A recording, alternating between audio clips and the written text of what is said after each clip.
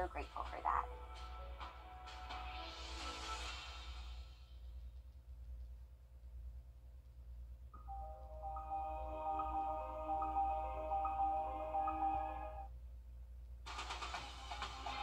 Live from Augusta, you're watching News 12 Live at 5. Live at 5, a busy interchange along I-20 is officially shut down for road work. Exit 190 and Lewiston Road, and until Monday morning, this area is off limits as crews finish a diverging diamond intersection there. Ultimately, the county says this will make the area safer and more efficient, but not before it causes some slowdowns. Nick Gillen is live for us on Lewiston Road, and Nick, what do drivers need to know?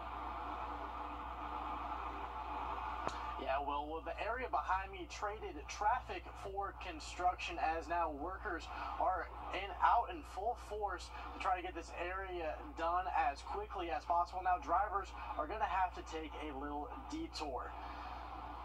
For drivers traveling to this area, Wrightsboro Road and Columbia Road are where you'll have to travel to. And after getting off on exit 183 or 194, this will allow you to get to Lewiston Road. The bridge is also closed, so you'll have to be careful to make sure that you're headed to the right side you need to get to. It'll be a rough couple of days, drivers say, but those who travel this road daily say for now they just have to go with the flow and leave a little bit earlier.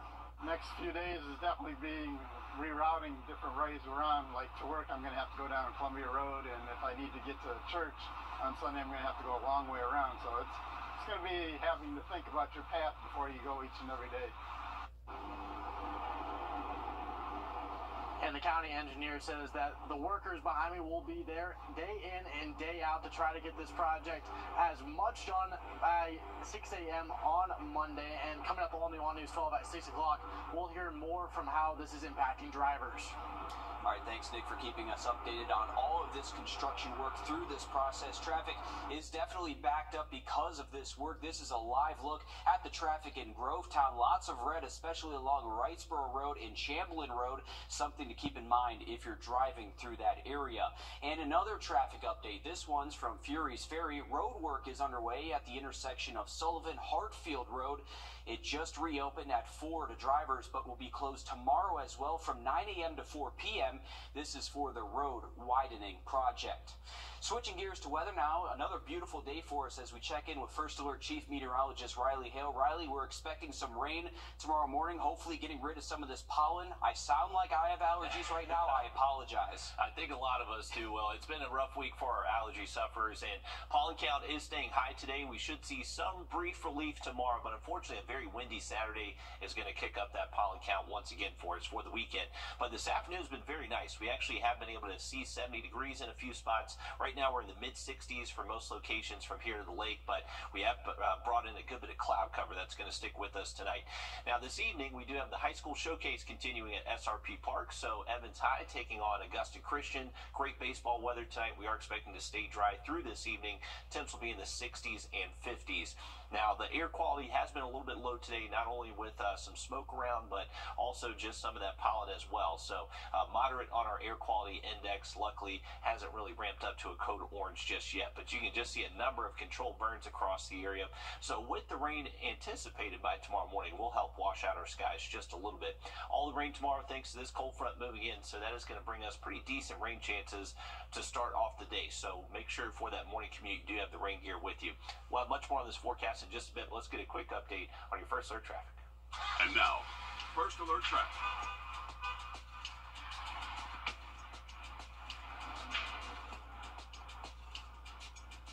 All right, here's the current view of Riverwatch Parkway and I-20, and you can definitely see just some smoky haze here around town, but luckily our roads don't look too impacted, so Riverwatch and I-20 looks to be moving okay. Now, this is the spot you want to avoid, as Nick Phelan was just telling us about. This is a look at Lewiston Road, exit 190 there in Grovetown, so you can definitely see all the construction they're doing on the bridge on those diverging diamonds, and obviously you can see that they do have the exit closed down there with one of the deputies just holding that spot down.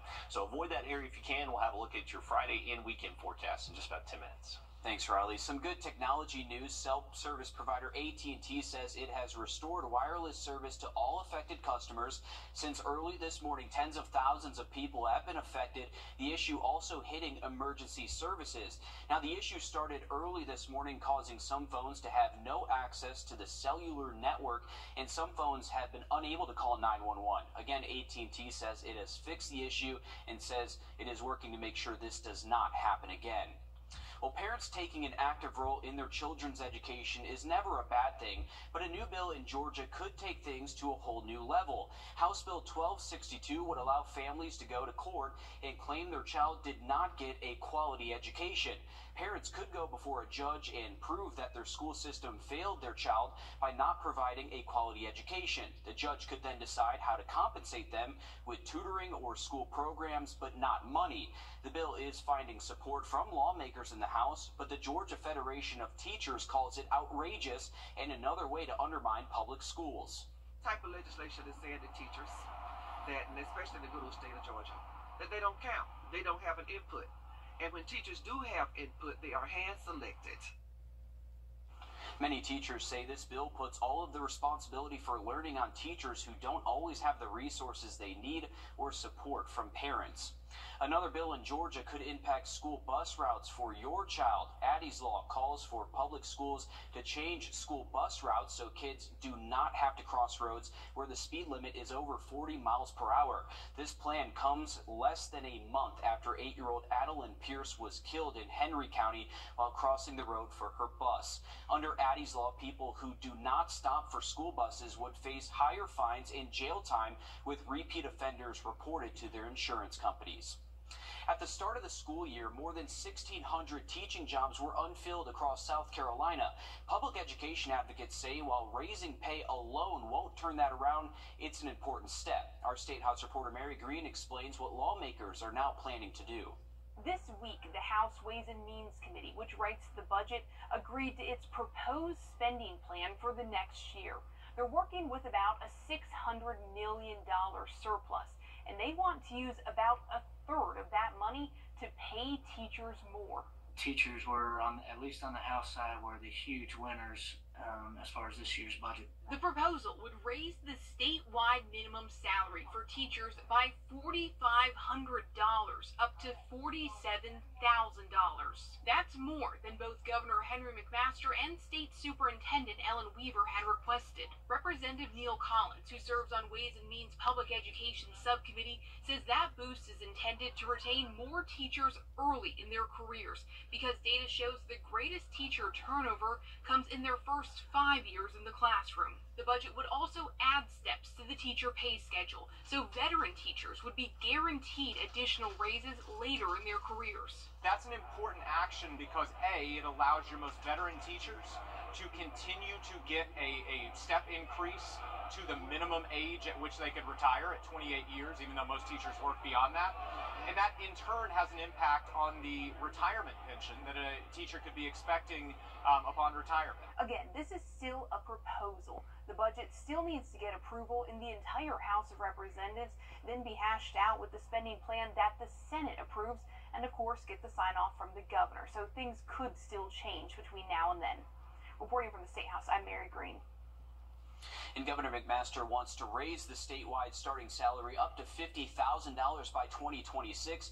Representative Collins says if the new proposed raise of $47,000 is implemented this year, that puts the state within striking distance of reaching the governor's goal a year early. You still have a little bit of time to go out and cast your vote early for South Carolina's Republican presidential primary. Polls close at 6 tonight ahead of the primary this Saturday. You can cast your vote then too. On the Georgia side, advance voting is open for the presidential preference primary. That ends March 8th. You can check out our website, WRDW.com, for details and polling locations. Sexual assault survivors in South Carolina have a new tool for putting control back in their hands. SLED has finally launched the pilot program for its rape kit tracking system. Governor McMaster ordered SLED to create the system back in 2020. The system is available with most law enforcement agencies and hospitals across the Palmetto State. This new tool allows survivors to go online and track the status of their rape kit. And I think being able to log into the internet and actually be able to look at it themselves gives you a feeling of being in control. You're worried about what's happening next. So it gives the person a peace of mind, I think, to be able to see what's happening in their case. Real time, too. Investigators say it can sometimes take SLED years to process evidence. This tracker means survivors don't have to wait in limbo with no idea of their status. 2 Georgia hospital workers are accused of taking a baby's ashes from a mother's hospital room. That story and more coming up next. Riley? And tomorrow morning, we're waking up to rain and temps in the 50s, but luckily drying out for the weekend. We'll have that full forecast coming up. Time and temp. Brought to you. Ask your doctor about Dupixent, the most prescribed biologic for asthma. Our First Alert has always given you the edge against severe weather. And now, with our new First Alert radar network, First just got even faster. With up to 10 times the resolution of other local radars and technology that can pinpoint right down to your street, First just got faster. Welcome back, folks. Here's a live look over SRP Park, where you can see Evans and Augusta Christian getting ready for their big game tonight at 6 p.m. So if you want to catch some high school baseball, head out to SRP Park. First pitch at 6 later tonight. Temperatures right now in the upper 60s still, and we're only going to fall into the 50s past sunset. So it is going to be relatively mild if you are heading to the Savannah River. So looking good during game time. Cloudy skies right now. The clouds will stick around during the game, and we should close that out most likely into the 50s. But the rain should hold out until we get to tomorrow morning. So this is where the cold front is currently, now moving across western Tennessee, about to approach the Mississippi River corridor, and just going to get closer towards us by daybreak tomorrow morning. So you may not be able to see over these high rain chances out there early tomorrow morning. It does look like a very wet start to our Friday. It does dry out though later into the afternoon. Also going to be a little bit breezy throughout the day tomorrow, really picking up the wind as we get into our Saturday. Here's the day planner tomorrow though. So rain does look likely early in the morning around sunrise, potentially lasting up as long as to around the lunch hour. Mostly dry late into the day with those temps back close to 70 for those afternoon highs. So ending the work week warmer. Into the weekend, we drop back closer to seasonal averages, most likely mid-60s for highs Saturday afternoon, and then closer to 60 by Sunday. Now, the one concern Saturday is that it is going to be very windy. We can actually see sustained winds close to 20 miles an hour throughout the day on Saturday. Here's our planner for the rest of this evening and to tonight. So cloudy skies, a little bit breezy as well tonight. That wind will definitely pick up ahead of this rainfall. And then here's the rain showing up. I would say around 3, 4 a.m. is kind of when the rain starts across the CS. Rain continues through around daybreak, and I would imagine by the time we get to around noontime, a lot of that rain is over with. Now, into tomorrow afternoon, not ruling out an isolated storm, just doesn't really look to impact most of the CS array. And on Saturday, it is going to feel cooler. We'll wake up into the upper 30s and low 40s Saturday morning, and those highs will likely stay in the 60s with those gusty west winds sticking around most of the day. Here's a look at our rain potential for the quick wave of showers out there early into tomorrow morning. If you get underneath a good downpour, maybe even we see some storms out there tomorrow morning, you could pick up some heavy rain that maybe gets up to over an inch. If you stay on the outskirts, though, not really expecting too much, maybe up to around a quarter to a half inch out there. But this, I think, is what's most impressive with the forecast over the next few days is just our wind potential, especially heading into Saturday. So winds gusting to around 30, maybe even up to 35 miles an hour for our Saturday afternoon. But by Sunday, winds go slack calm. So we really change up the forecast by Sunday with fairly light and variable winds. But just a heads up, especially if you're heading up to the lake for the next couple of days, pretty breezy out there Friday. Southwest winds between 10 to 15, and then just picking those up between 15 to 20 on Saturday. So may see a lake wind advisory issued for the first half of the weekend. Past the weekend, though, we bring back spring next week. Highs in the 70s next Monday through Wednesday. All right, thanks, Riley. A heartbreaking and bizarre situation in Marietta after a woman claims the ashes of her infant daughter were stolen and thrown away. As Chelsea Beanfor explains, 2 former hospital workers are facing charges. Right. This is the teddy bear that held the ashes of Carla Watson and Kieran Massey's stillborn daughter. So you kind of have to, like, get it open to, pull pull it out. The young parents kept the ashes inside the bear as a form of comfort and coping after the unexpected tragedy. That's why Carla took the bear with her to Kennestone Hospital when she had to undergo gallbladder surgery. So the bear was kind of like a comfort to me. But during her hospital stay, Carla says the bear went missing. She and her fiance thought an employee may have taken it by mistake, but when the bear showed up in the trash without the urn, police got involved. Whenever we found out the news, we were very devastated as, new parents, obviously.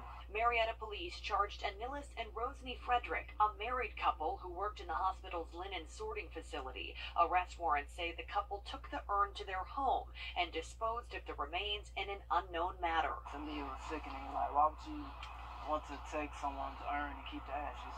Well, not even keep the ashes, take the urn and discard of the ashes. A grand jury indicted the Fredericks last week. They're charged with malicious removal of a body from a grave and abandonment of a dead body.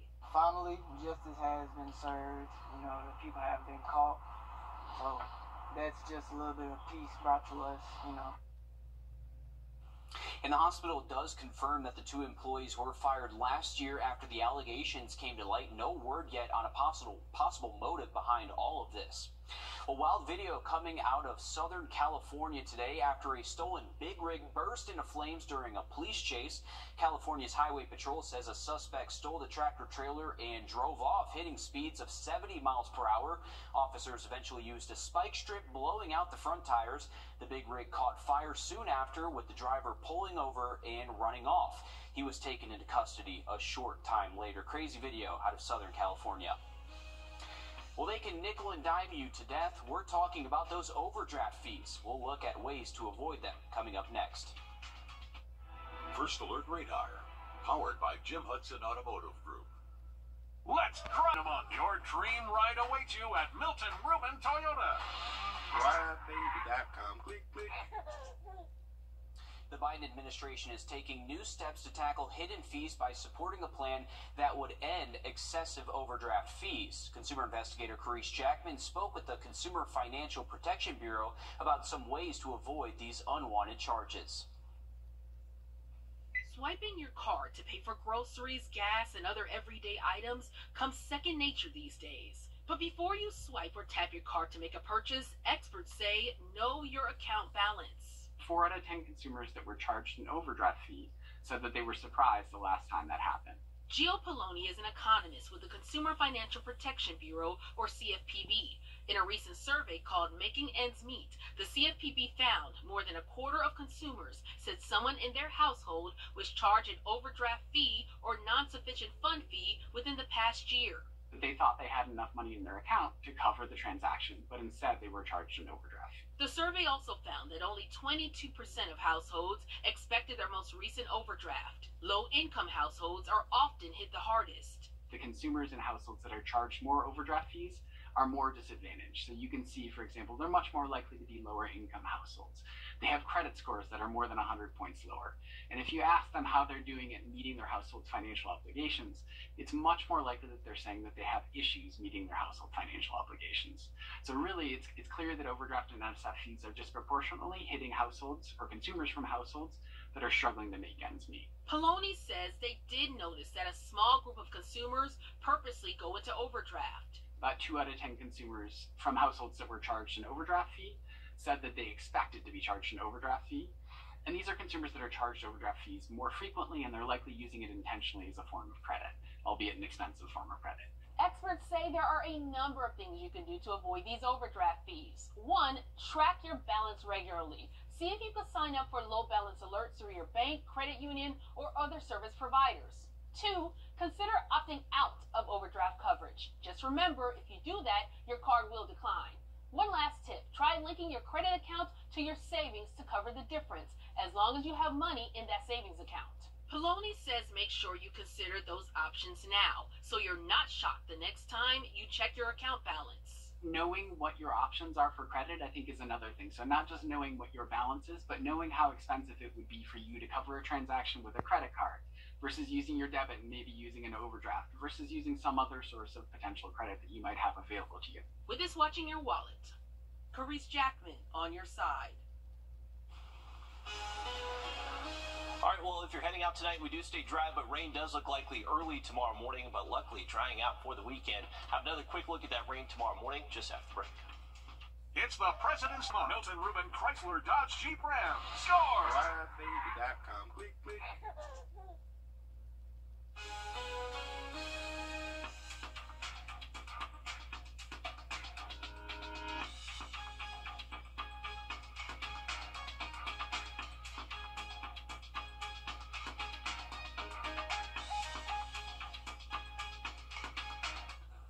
Well, pandas might not be leaving the U.S. for good after all. Zoo officials in San Diego say China is sending over 2 giant pandas. All pandas around the world are on loan from China, and over the past several years, the country has been taking the pandas back. San Diego's pandas were reclaimed in 2019. Right now, Atlanta Zoo is the only location in the United States with giant pandas, but they are set to return to China this year. There's no word on when San Diego Zoo could get their pandas, but the zoo is optimistic it will be in the near future. I didn't know that we got pandas on loan from China, but I mean, it makes sense now that I think about it. Yeah, and that I'm now realizing I really don't think I've ever seen a panda in real life, like actually at a zoo, because I didn't realize how rare they were at zoos. Now that I think about it, I don't think I have either. Yeah. But they are cute animals, and I'm glad China's letting us keep at least a couple of them. Huggable bears. Got to make a trip to San Diego, which I heard is actually a fantastic zoo. You could just go to Atlanta. It's a little closer. Atlanta is closer. And they still have them for, I think, till the end of the year. A few more months. So, yes. Yeah, I think through the summertime you're good to see a few pandas there in Atlanta. Hey, look at SRP Park. We do have a couple of baseball teams playing tonight. Augusta Christian taking on Evans High School. So some high school baseball action. They're going to start up at 6 p.m. later tonight. Luckily, it does stay dry during game time. But here's a look at some rain moving in by daybreak tomorrow morning. Actually, a little bit before daybreak. I would imagine we start to see rain by around 3, 4 a.m. Continues through sunrise and at least the first couple of hours after daybreak, at least till around lunchtime. Once we get into the afternoon, it looks mostly dry. Cannot rule out maybe a stray shower or two for a few spots, but drier second half of the day for sure for most locations. And a little bit of a warm day. We'll most likely see those highs close to 70 again tomorrow. A little bit cooler though heading into the weekend. Luckily, sunshine does return Saturday and Sunday. Just going to be a little bit windy Saturday. We'll likely see gusts up to 30. All right, thanks, Riley. Stick around. We have more news, weather, and sports coming up here after a short break. Introducing the First Alert Radar Network. With up to 10 times the resolution of other local radars and technology that can pinpoint right down to your street. First just got faster. Bruce Credit, Waynesboro Chrysler Dodge Jeep Ram has financing options. The President's Day sales event continues. Shop more Jeeps here than anywhere else. When others say no, we say yes. 2.9% on Jeeps. Good to go, Waynesboro.com. President, to restore a country that's strong and proud. SMP Fund Inc. is responsible for the content of this advertising. Beat the deadline now through the end of the month. The President's Day sales event at Waynesboro Chrysler Dodge Jeep Ram. Get instant credit approval. 4.9% on Dodge Durangos. Good to go, Waynesboro.com. Your safety comes first with the First Alert Radar Network. First just got faster. You're watching News 12 live at 5. Continues. Live at 5, an outbreak of shootings across Aiken County injuring 10 people. The 8 orange dots on your screen show where shots have been fired in the past 6 days. The Sheriff's Office says several of these have a common thread. Hallie Turner is live for us in the newsroom. And Hallie, you spoke to the Aiken County Sheriff's Office today. What are they saying about it? Yeah, well, they can't say much, but what they can tell us is that while several of these are gang-related shootings, they cannot confirm if they're connected yet. There have been 8 different shootings in the last 6 days. The shots ringing out have injured 10 people between Clearwater and Beach Island, all the way to the city of Aiken. 6 of these shootings are being investigated by the Aiken County Sheriff's Office and 2 by the Aiken Department of Public Safety. Right now, Aiken County is trying to connect the dots to prevent a domino effect, and they're calling on their community for answers. That's why our investigator teams work constantly. All hours trying to figure this out. They're out during the day, out at night, trying to make sure that they can get this, and that's where citizens, the witnesses, our victims, to get full cooperation from them so that they can help out our investigators to find out who these perpetrators are. Now, coming up all new tonight on News 12 at 6 o'clock, we're breaking down what you need to know about these 8 shootings.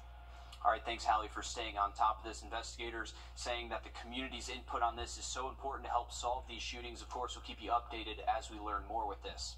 Switching gears to weather now as we take a live look outside at Beach Island. A hazy view for us. We'll check in with First Alert Chief Meteorologist Riley Hale. Riley, you're tracking some rain. Hopefully that may get rid of some of this haze for us as well. That's what we're hoping for, Will. Definitely seeing lower air quality out there this afternoon, not only thanks to some controlled burns this afternoon, but also just a lot of pollen in the sky, a lot of tree pollen out there for us. So allergies, sufferers, unfortunately not having the best day. You can see across a lot of the 2-state air quality readings are just dipping below that good level. So moderate right now, but luckily not quite up to a code orange. It was a warm day. We actually did hit 70 degrees at both airports today in Augusta after getting briefly below freezing out at Bushfield earlier today, but we've seen just building cloud cover. Cloud cover is going to stick around this evening, but luckily staying dry.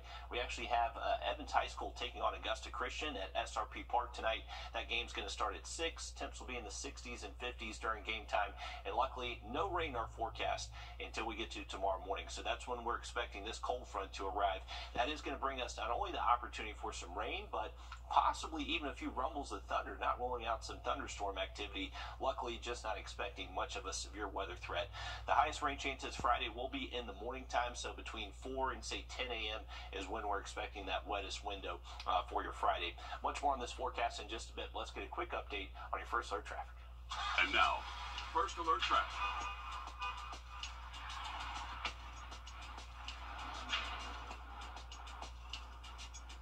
All right, here's a current look at I-20 and Riverwatch Parkway, and at the moment, I-20 is moving okay crossing the state line, and Riverwatch Parkway doesn't look overly busy, but definitely seeing those cloudy conditions over the studios out there today.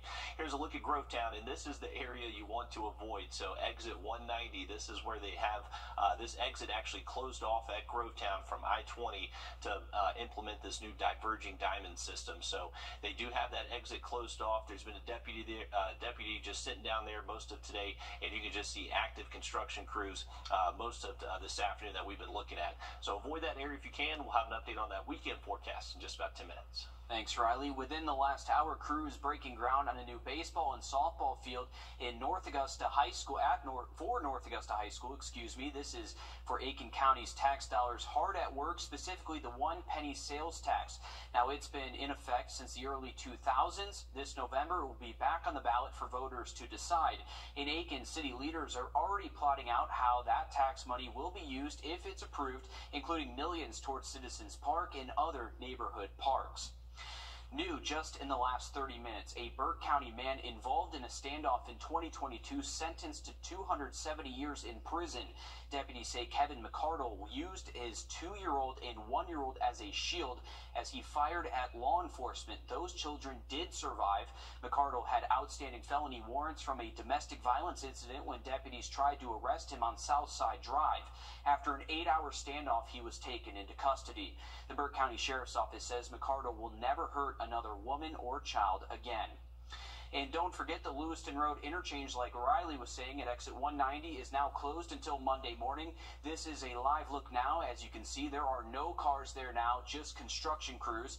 Expect delays when traveling in that area of Grovetown. This is all to finish the diverging diamond interchange, which will make that area safer for drivers. But first, a major headache with this closure. You can check that out on our website, WRDW.com, for details and detours for this area.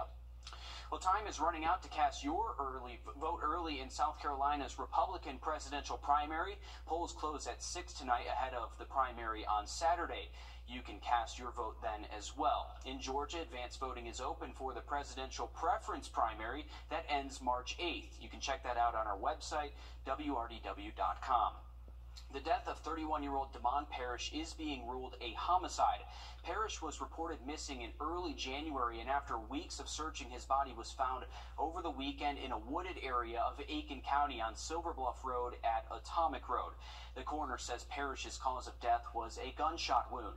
The investigation surrounding the well-known hairstylist continues this evening. The Richmond County Sheriff's Office has identified 21-year-old Caleb White as a person wanted for questioning in Parrish's disappearance. Deputies are searching for a missing teen in Burke County. 15-year-old Saneria Cooper was last seen at her home on Home Track Road at around 1 this morning. She has pink braids. You can call the Burke County Sheriff's Office with any information. Also missing is 14-year-old Terranasia Bell out of Richmond County. She was last seen Tuesday evening on Emery Hills Drive. She's known to frequent the Barton Village area and was last seen wearing black tights and a red shirt. If you have seen her, you can call the Richmond County Sheriff's Office. Well, day 3 of the first federal hate crime trial tied to gender identity underway in Columbia, South Carolina. Prosecutors bringing more than half a dozen witnesses to the stand to testify against DeQuay Ritter. Now, Ritter is accused of killing Dime Doe, a transgender woman, back in August of 2019. Sydney Hood is there at the federal courthouse, and all new tonight on News 12 at 6 o'clock, she will break down today's testimony. Finding community support and learning skills. That's what inmates at McCormick Correctional Institution are learning thanks to a new nonprofit called the Prison Fellowship Academy. Today, 23 inmates graduated from that program. Taylor Martin explains why programs like these are so important. Better than yesterday, not done yet. It's the model these graduates live by as they forge a new path toward life outside of prison walls. In 130 days, my prison sentence will be paid in full, and I will have to start all over again from the bottom. But I will soar again. I will never quit. I am resilient. Changing lives and restoring hope in those behind bars has been the goal of the Prison Fellowship Academy for more than 40 years. We really get them to deal with the trauma of the past, set that, and then move forward into the future of the men that they really want to be. Through a one-year Christianity-based program, these men are now one step closer to living a life much different than the ones they lived a year ago. So many of our guys have been defined by their past for so long that the first day of class, that's kind of how they define themselves. And so we have to help them redefine who they are. Putting renewed individuals back into society. I'm a different man today than I was over 20 years ago. The rage and anger I felt has become more manageable with the tools I've learned. I've learned to deal with my adversities and issues. One cohort down and many more to go. Reporting in McCormick County, Taylor Martin on your side. Now, Prison Fellowship Academy also has multiple programs outside of prison working on criminal justice reform. A fight over funding for public schools. Next, we look at what people rallied for in Atlanta today. Riley? And we do have the chance for rain starting early tomorrow morning. We'll take a look at those changes heading our way in the full forecast next. WJBF.com. Click, click.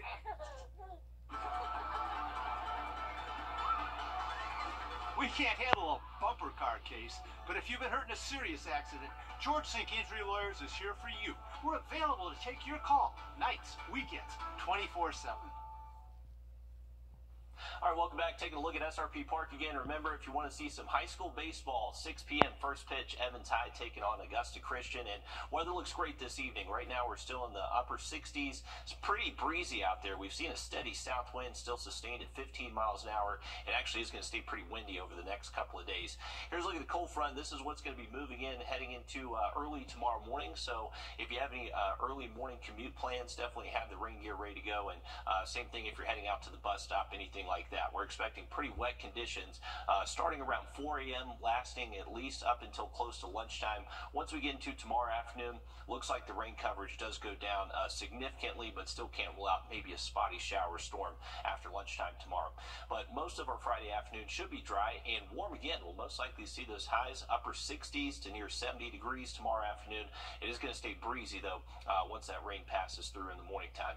And then into the weekend, only gets windier by Saturday. A secondary dry front will pass through Saturday, and that is going to bring us some gusts, maybe up to 30, 35 miles an hour. So lake wind advisory possible Saturday.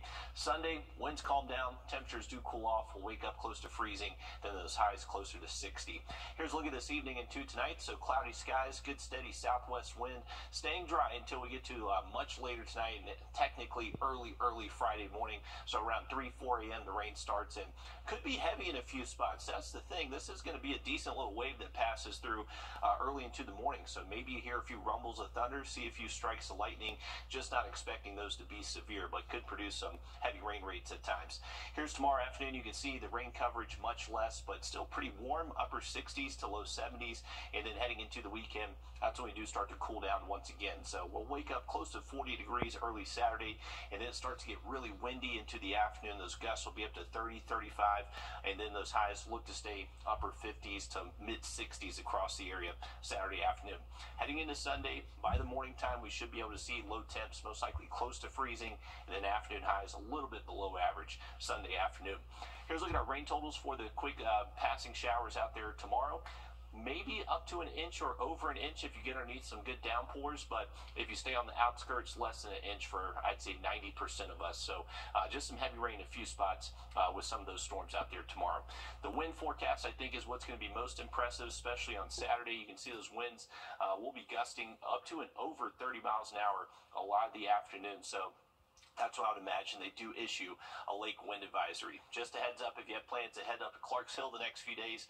Temps not going to feel too bad. Upper 60s tomorrow, near 60 by Saturday, but just going to be really choppy up there. We're expecting a good steady southwest wind tomorrow, and then only getting windier heading into our Saturday.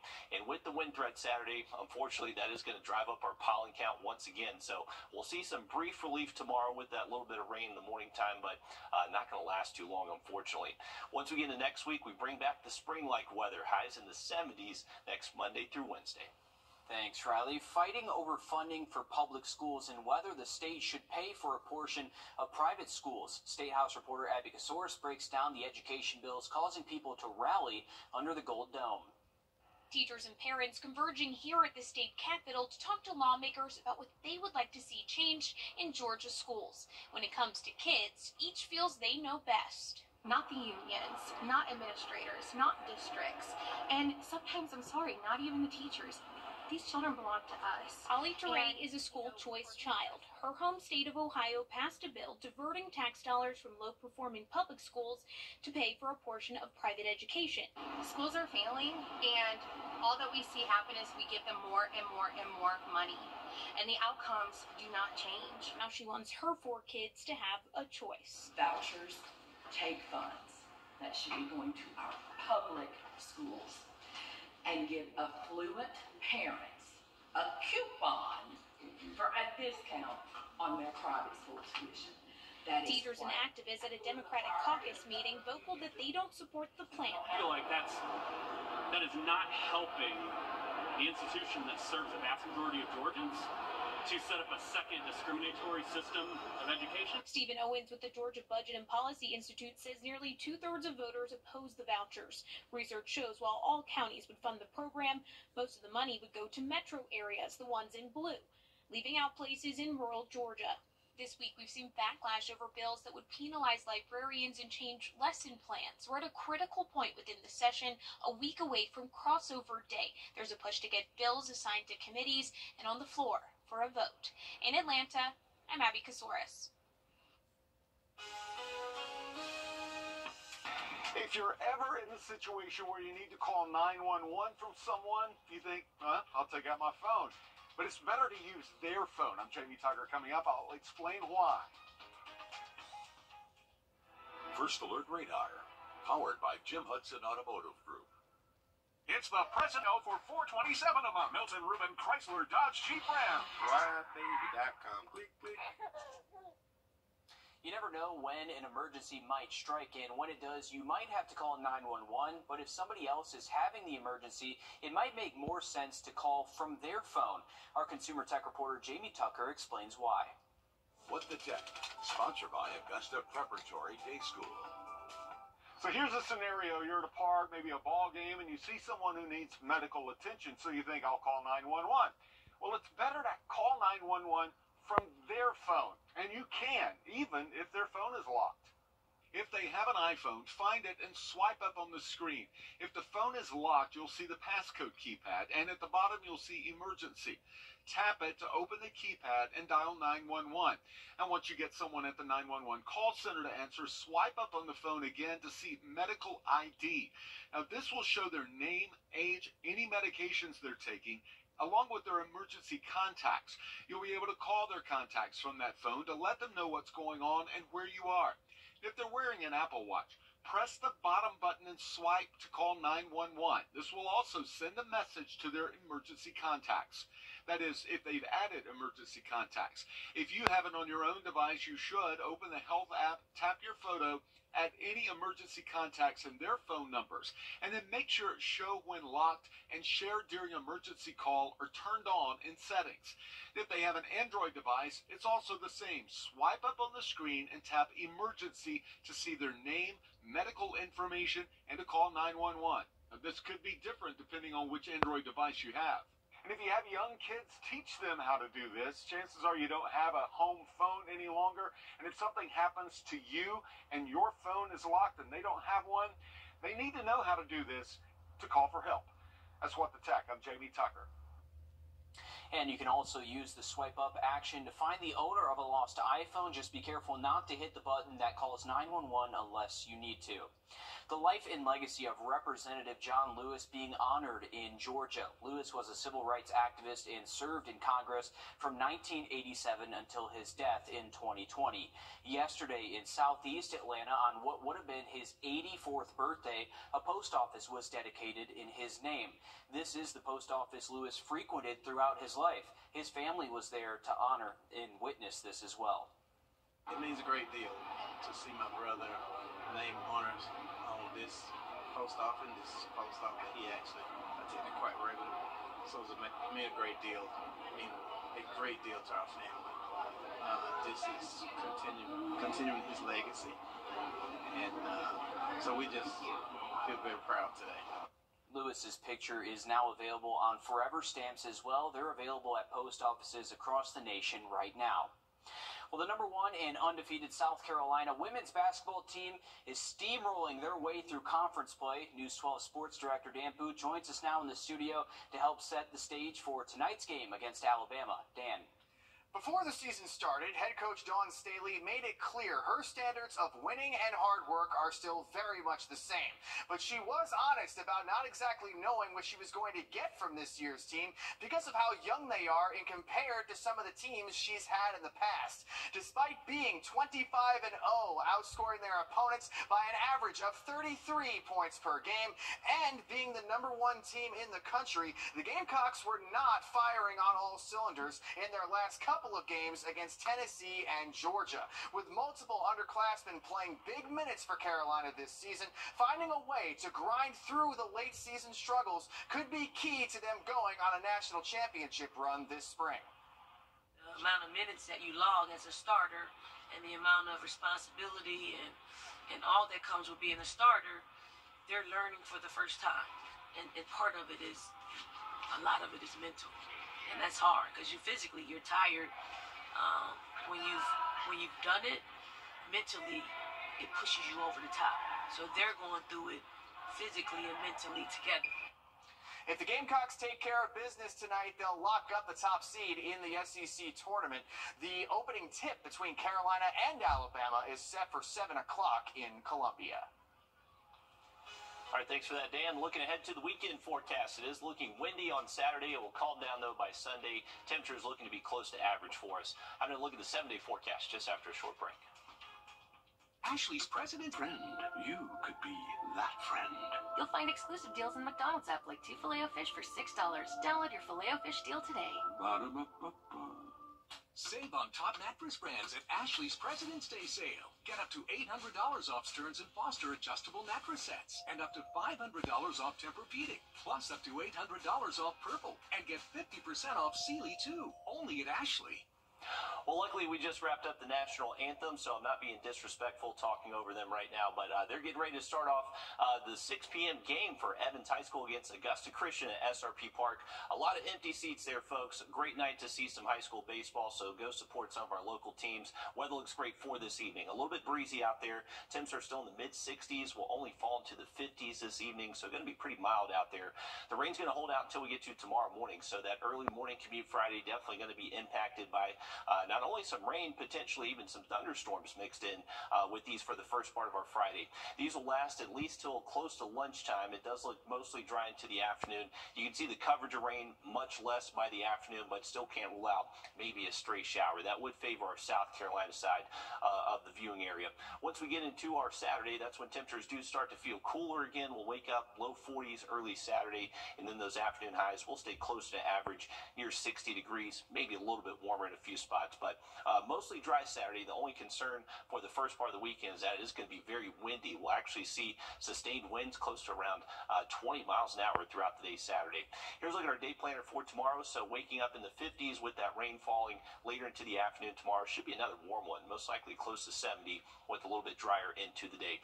Once we get past the weekend, we bring back those spring-like temps next week. Highs in the low and mid 70s Monday through Wednesday. Looking forward to it. Thanks, Riley. Stick with us. We have more news, weather, and sports coming up after a short break on News 12 at 6 o'clock.